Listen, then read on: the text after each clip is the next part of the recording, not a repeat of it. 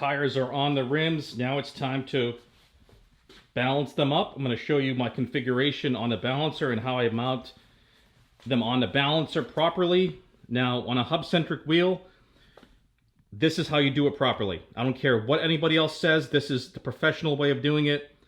This kit right here, this pin plate kit and matching low taper collets are $2,000 alone. Okay, I bought the master kit, and this is how you do it right. Okay, there's a guide that tells you exactly what pin plate to use.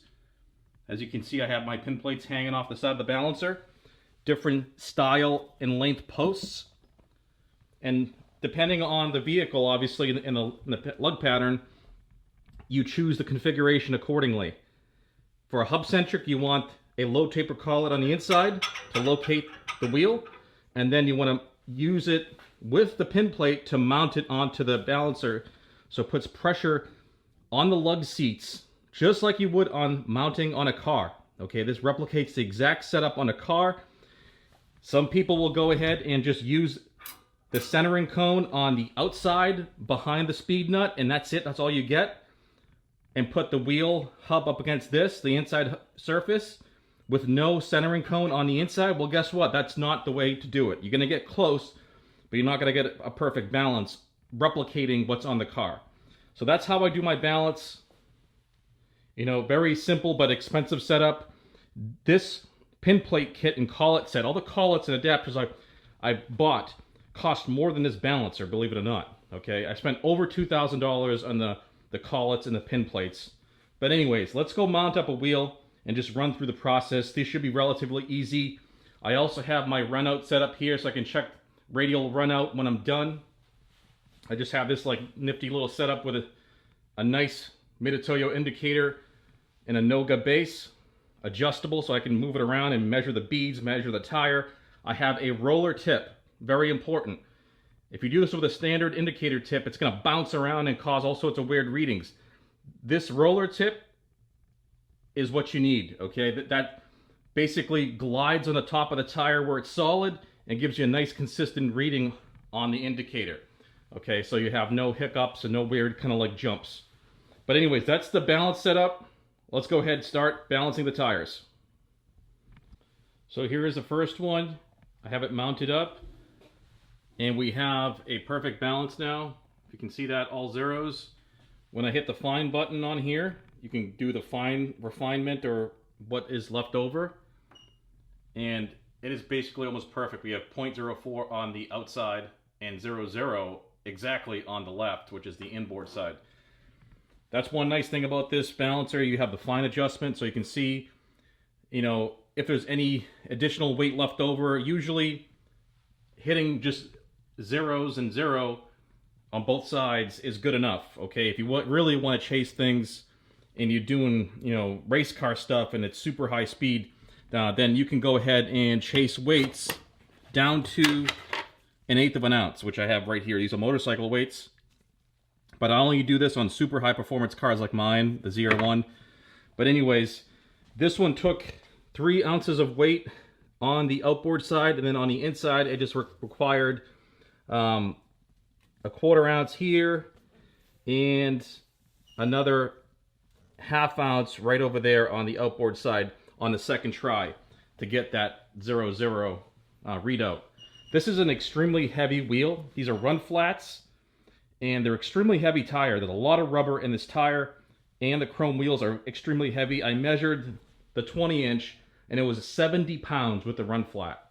That's an insane amount of weight on a wheel assembly, if you ask me, when it comes to a sports car. But anyways, this is the first one. It balanced out really good after applying the weights. I did a run out check, and it was about like 23 thousandths on the indicator. Like I said, I choose the solid contact patch and then run the roller on that.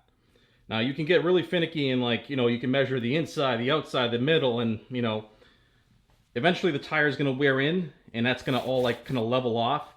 So I wouldn't get too crazy with, if it's not over 30 thousandths, then I would not worry about it. Anything under 30 thousandths of a run out when the wheel assembly is mounted like this, then it's good to go. So it's not going to be perfect. No wheel is perfect. Even brand new wheels just like these, I think I said one was like 23 thousandths of a run out, just the rim on the bead with no tire on it. But let's see what these other ones balance out as and I'll go through the rear right now and then finish them off. Okay, so here is the 305 30 20 mounted up, and also another 0-0 result. And when I hit the find button, as you can see, under a 1/8 of an ounce on either side. You got 0.114 on the left and 0.04 on the right, which is the outboard. It took 3 weights, just like the front wheel. It seems like this heavy chrome wheel on the outboard side, like near the spokes, is usually about 3 ounces of weight, and then smaller weights on the inside. Got a 1/2 ounce, and then one other 1/4 ounce there to balance it out on the second try. They're balancing out really good for a heavy wheel. Chrome is very heavy, like I said, and the run flats. So on to the next wheel. Let's go finish these off.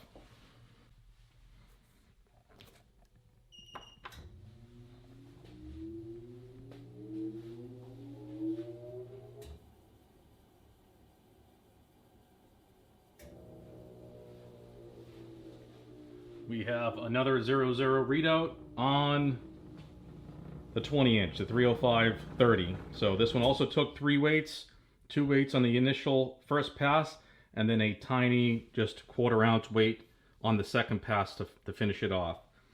So that's the 305. Still really good balancing for these heavy-ass rims and tire assembly. So I'm going to go ahead and do the last one and let you know. So the last front finished off with just 2 weights. We have 3/4 of an ounce and a 1/2 ounce on the inside inboard side. Like I said, 0-0s, and we got a good balanced wheel assembly here. This came out really good, you know, really easy when you have the right tools, especially the pin plates and the ability to measure run out with an indicator. Makes life a lot easier when you have the proper tools. This isn't a road force machine, but you can get very far without using road force, okay? You don't really need that unless you have problematic tires and wheel assemblies, which basically are out of round, okay? That's what the road force helps with.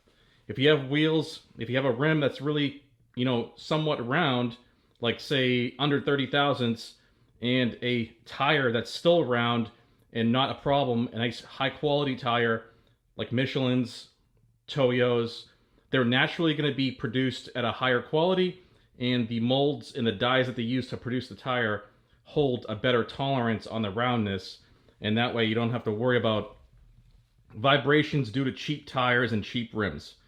So that's the word of advice, I guess, for this video. Don't buy cheap tires or don't buy cheap rims, and you should not have a problem, and you should have a nice round assembly that prevents any kind of issues arising because of poor quality or poor geometry. But anyways, I could talk on and on about this.